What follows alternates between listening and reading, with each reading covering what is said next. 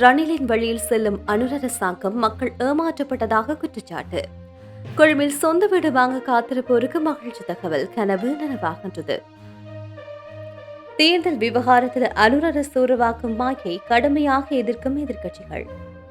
அமெரிக்க பேரரசின் வீழ்ச்சிக்கான அறிகுறி, இனிமேலும் நீங்கள் அதை செய்ய முடியாது. அலி ஹமேனியின் பகிரங்க எச்சரிக்கை.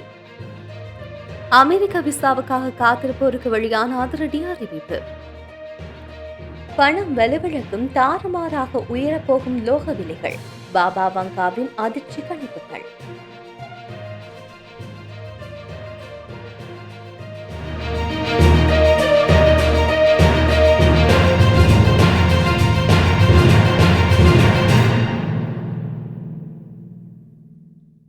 தற்போதைய அரசாங்கம் ரணில் விக்ரமசிங்கவின் திட்டத்தை 2024 அவர் விட்டு சென்ற இடத்திலிருந்து எந்த மாற்றமும் இல்லாமல் தொடர்கின்றது என்று முன்னணி சோசலிச கட்சியின் பொதுச் செயலாளர் குமார் குணரட்ன தெரிவித்துள்ளார். 76 ஆண்டுகள் உயரடுக்கு ஆட்சியை முடிவுக்கு கொண்டு வந்து பொதுமக்களின் அரசாங்கத்தை நிறுவ மக்கள் உழைத்த போதிலும் அந்த நம்பிக்கைகள் தற்போது சிதைந்து விட்டதாக அவர் சுட்டிக்காட்டினார். மேலும் முன்னாள் ஆட்சியாளர்கள் எந்த மாற்றங்களும் இல்லாமல் தமது திட்டத்தை தொடரும் தேசிய மக்கள் சக்தி அரசாங்கத்தை கேலி செய்கின்றார்கள். அதன்படி அனைத்து கட்சிகளும் முதலாளித்துவ அமைப்புடன் இணையும் போது முன்னணி சோசலிச கட்சி மேல் நோக்கி செல்ல தயாராக உள்ளது என்றும் அதை மக்களுடன் இணைந்து வழிநடத்தக்கூடும் ஒரு கட்சியை அது உருவாக்கி வருவதாகவும் குமார் குணரட்னம் வலியுறுத்தினார். முன்னணி சோசலிச கட்சியின் 4வது தேசிய மாநாட்டில் கலந்து கொண்ட அவர் இவ்வாறு கூறினார். குறைந்த வருமானமுடைய மற்றும் வீடற்ற 2500 குடும்பங்களுக்கு 2026ஆம் ஆண்டுக்குள் புதிய வீடுகள் வழங்கப்படும் என நகர அபிவிருத்தி பிரதி அமைச்சர் எரங்க குணசேகர தெரிவித்துள்ளார். கொழும்பு நகர்ப்புற மறுசீரமைப்பு பங்களிப்பு திட்டத்தின் கீழ் இந்த நடவடிக்கை முன்னெடுக்கப்பட உள்ளதாக அவர் குறிப்பிட்டுள்ளார். நேற்று முன்தினம் கொழும்பு 14 ஸ்ரீமா பண்டாரநாயக மாவட்டத்தில் கட்டுமானத்தில் உள்ள ஸ்டேடியகம வீடமைப்பு தொகுதியை நேரில் பார்வையிட்ட போது அவர் இதனை தெரிவித்தார். மேலும் வீடுகள் வாங்குவது என்பது வெறும் கட்டடங்களை வாங்குவது அல்ல, அவை மக்கள் நிம்மதியாக வாழக்கூடிய முழுமையான குடியிருப்புகளாக இருக்க வேண்டும். மக்கள் குடியேறுவதற்கு முன்பு பாதுகாப்பு, சமூக தேவைகள் மற்றும் வசதிகள் ஆகியவற்றை மேம்படுத்துவது குறித்து ஆராயப்பட்டது. இவ்வருடத்தில் 3 வீடமைப்பு திட்டங்கள் கையளிக்கப்பட உள்ளன. அடுத்த 2 ஆண்டுகளில் கொழும்பில் மொத்தமாக 7000 புதிய நகரப்புற வீடுகளை வழங்க திட்டமிட்டுள்ளார். தனி வீடுகளில் இருந்து அடுக்குமாடி குடியிருப்புக்கு மாறும் குடும்பங்கள் பொதுவான வீதிகள் மற்றும் ஒழுங்குமுறைகளை பின்பற்றி பொறுப்புடன் வாழ வேண்டும். குடியிருப்பாளர்களின் சமூக தேவைகளுக்கு முன்னுரிமை அளிக்கும் வகையில் தேவைப்பட்டால் தற்போதைய சட்டத்திட்டத்தில் திருத்தங்கள் மேற்கொள்ளவும் நடவடிக்கை எடுக்கப்படும் என பிரதி அமைச்சர் மேலும் குறிப்பிட்டுள்ளார். புதிய அரசியலமைப்பின் ஊடாக இனப்பிரச்சினைக்கு தீர்வு காண்போம் என தேசிய மக்கள் சக்தி அரசாங்கத்தின் அமைச்சரின் கூற்று தமிழ் மக்களை ஏமாற்றும் மற்றொரு கண்துடைப்பு நடவடிக்கை என எதிர்க்கட்சிகள் விமர்சித்துள்ளது. இது தொடர்பில் பிரதான எதிர்க்கட்சியான ஐக்கிய மக்கள் சக்தியின் பொதுச் செயலாளர் ரஞ்சித் மத்தும பண்டாரம் ஊடகங்களுக்கு கருத்து தெரிவிக்கையில், இனப்பிரச்சினைகளுக்கான தீர்வு என்பது வெறும் மேடை பேச்சுடன் முடிந்துவிடக் கூடாது. கடந்த ராஜபக்ச அரசு புதிய அரசியலமைப்பு மற்றும் இனப்பிரச்சினை தீர்வு குறித்து இதேபோன்ற வாக்குறுதிகளை வழங்கி தமிழ் மக்களை ஏமாற்றிய வரலாறு அதிகம் உள்ளது. தற்போதைய தேசிய மக்கள் சக்தி அரசும் அதே பாதையை பின்பற்றுகின்றது. இனப்பிரச்சினைக்கு தீர்வு காண அரசாங்கத்துக்கு உண்மையான விருப்பம் இருந்தால் முதலில் மாகாண சபை தேர்தலை நடத்தி அதிகார பகிர்வை உறுதிப்படுத்த வேண்டும்.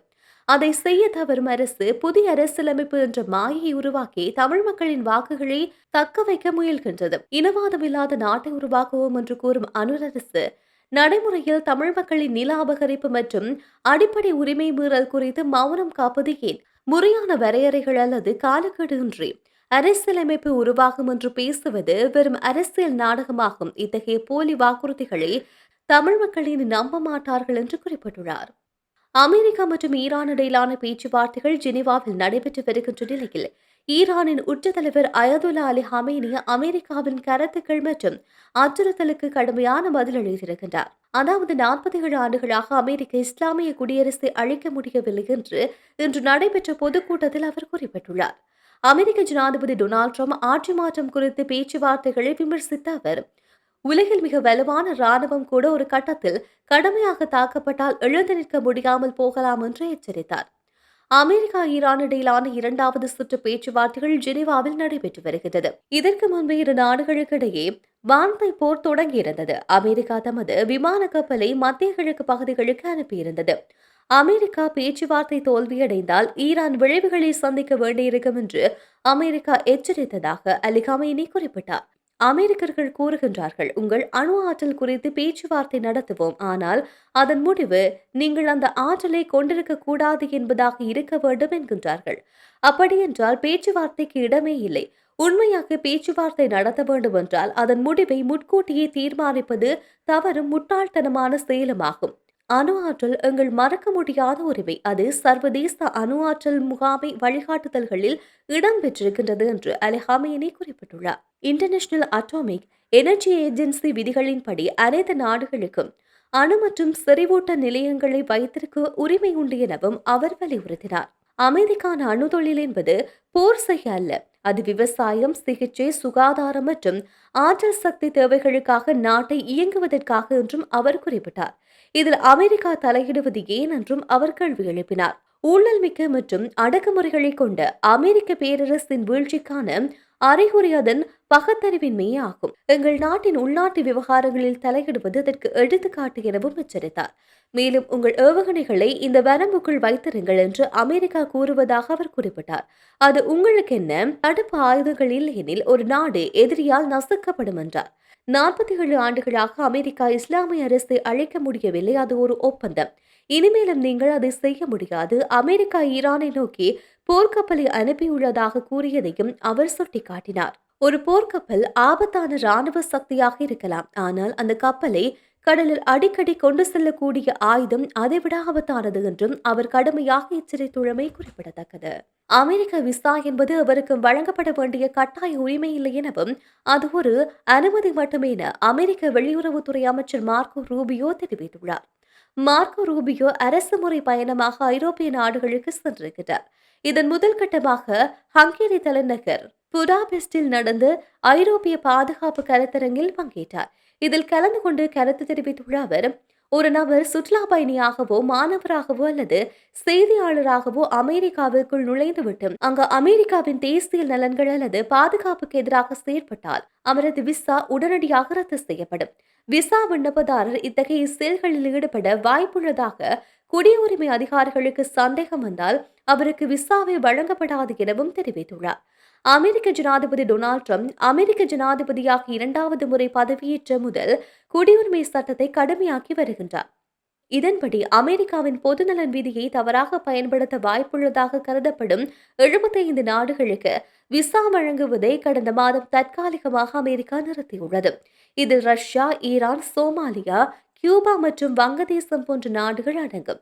மேலும் விசா விண்ணப்பதாரர்களின் நிதி நிலைமை, கல்வி, வேலைவாய்ப்பு திறன் மற்றும் ஆங்கில மொழி அறிவு உள்ளிட்டவை குறித்து மிக தீவிரமாக பரிசோதிக்க அதிகாரிகளுக்கு உத்தரவிட்டுள்ளமை குறிப்பிடத்தக்கது.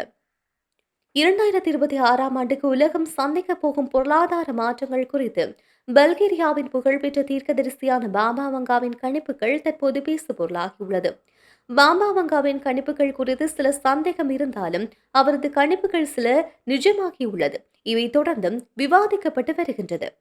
அந்த வகையில் பாபா வங்காவின் கணிப்பின்படி எதிர்காலத்தில் பணத்தின் மதிப்பு உலகளாவிய ரீதியில் வீழ்ச்சியடையும். இதனால் பணப்புழக்கம் குறைந்து மக்கள் பணத்தின் மீதான நம்பிக்கையை இழப்பார்கள் என தெரிவிக்கப்பட்டுள்ளது. 2026இல் நிலநடுக்கங்கள் மற்றும் காலநிலை மாற்றங்கள் உலக சங்கிலியை பாதித்து பொருட்களின் விலையை கணிசமாக உயர்த்தும். செயற்கை நுண்ணறிவு அதீத வளர்ச்சியால் வேலைவாய்ப்பு மற்றும் பொருளாதார முறைகள் பெரும் மாற்றத்தை சந்திக்கும் எனவும் பாபா வங்கா குறிப்பிட்டுள்ளார். பொருளாதார வீழ்ச்சியின் போது முதலீட்டாளர்கள் பாதுகாப்பான புகலிடமாக லோகங்களை தேர்ந்தெடுப்பார்கள் என்றும் பாபா வங்கா கூறியுள்ளார். தங்கம், வெள்ளி மற்றும் செப்பு ஆகியவற்றின் விலைகள் இதுபோன்று கண்டிராத அளவிற்கு இதுவரை கண்டிராத அளவுக்கு உச்சத்தை தொட வாய்ப்பிருப்பதாகவும் வெள்ளி மற்றும் செப்பு ஆகியவை தங்கத்துக்கு இணையான முக்கியத்துவம் பெறும் என்றும் அவர் கணித்துள்ளார். செப்பின் தேவை அதிகரிப்பதால் செப்பு புதிய தங்கம் என்று அழைக்கப்படும் அளவுக்கு மதிப்பு பெறும் என்றும் அவர் கணித்துள்ளார். இவ்வாறான பின்னணியில் தங்கம் மற்றும் வெள்ளியின் விலை வரலாறு காணாத உச்சத்தை தொட்டு வந்த நிலையில் திடீரென்று விலை ஏற்றம் இறக்கமாக இருந்து வருகின்றது. தங்கம் தற்போது வரை பாதுகாப்பான புகலிடமாக மாறியதுடன் வெள்ளியின் விலை வரலாறு காணாத வகையில் உயர்வதால் முதலீட்டாளர்கள் அவற்றில் அதிக முதலீடு செய்து வருகின்றார்கள். தங்கம் மற்றும் வெள்ளியின் விலை நிலையான தன்மை இல்லாத காரணத்தினால் முதலீட்டாளர்களின் பார்வை செப்பு பக்கம் திரும்பியுள்ளது. ஆண்டிறுதிக்குள் தங்கம் ஒரு அவுன்ஸ் $4,900 அருகில் இருக்கும் எனவும் கணிக்கப்பட்டுள்ளது. அதற்கு மாற்றாக ஒரு தற்காலிக யோசனை மட்டுமல்ல, நீண்டகால யுத்தியாக மாறி வருவதாகவும், இந்த சூழலில் செப்பு அடுத்த தங்கமாக மாறும் எனவும் நிபுணர்கள் கூறுகின்றார்கள். அதேபோல செப்பின் முக்கியத்துவம் இதுவரை இல்லாத அளவுக்கு அதிகரித்துள்ளதாகவும் கூறியுள்ளார். இதுவரை செப்பு முக்கியமான தொழில்துறையில் மட்டுமே பயன்படுத்தப்படும் லோகமாக இருந்த நிலையில் தற்போது மாறிவரும் உலக பொருளாதார சூழலில் செப்பு தற்போது முதலீட்டு சாதகமாக லோகம் மாறி வருகின்றது. எதிர்காலத்தில் செப்பு முதலீட்டாளர்களுக்கு நல்ல லாபத்தை வழங்கும் என சந்தை நிபுணர்கள் கணித்துள்ளனர். இந்த சூழ்நிலையில் செப்பு வேகமாக வளர்ந்து வருகின்ற மின்சார வாகனங்கள், புதுப்பிக்கத்தக்க எரிசக்தி திட்டங்கள், ஸ்மார்ட் பவர் ரிட் அமைப்புகள் மற்றும் தரவு மையங்களின் விரிவாக்கம் போன்ற அனைத்து எதிர்கால தொழில்நுட்ப துறையிலும் செப்பு மிகவும் முக்கிய மூலப்பொருளாக மாறியுள்ளது. இந்த துறைகளில் முதலீடு அதிகரிக்கும் போது தாமிரத்துக்கான தேவையும் கணிசமாக அதிகரித்து வருகின்றது. இதனால் சந்தையின் தற்போதைய சரிவு மற்றும் ஏற்ற இறக்கத்தை அச்சுறுத்தலாக பார்க்கக்கூடாது என்றும், மாற்றாக ஒரு முதலீட்டு வாய்ப்பாக பார்க்க வேண்டும் என்றும் ஆய்வாளர்கள் தெரிவிக்கின்றனர்.